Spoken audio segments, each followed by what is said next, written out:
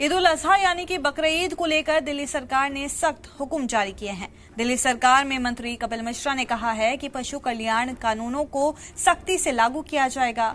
उन्होंने साफ किया कि गाय, बछड़ा, ऊंट और दीगर प्रतिबंधित जानवरों की कुर्बानी पूरी तरह गैर कानूनी है और ऐसा करने वालों पर आपराधिक मामला दर्ज किया जाएगा।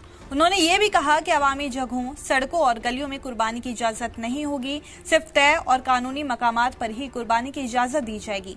साथ ही अवैध पशु खरीद फरोख्त पर भी रोक लगाने के हुक्म दिए गए हैं। सरकार ने कुर्बानी के बाद साफ सफाई को लेकर भी सख्त नियम बनाए हैं।